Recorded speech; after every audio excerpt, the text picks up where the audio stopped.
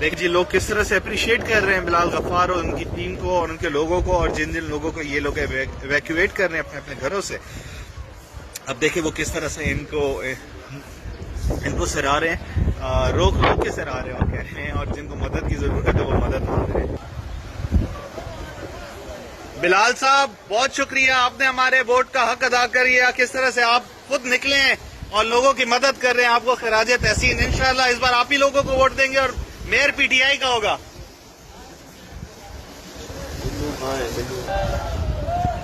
یہ دیکھیں پھنسے ہوئے جانوروں کو بھی ایویکویٹ کر رہے ہیں، اور آئی تھنک یہاں پہ بھی بہت سارے جانور ہیں جو قربانی نہیں کر سکے پہلے دن، ان کو بھی یہ ایویکویٹ کر رہے ہیں یہاں سے.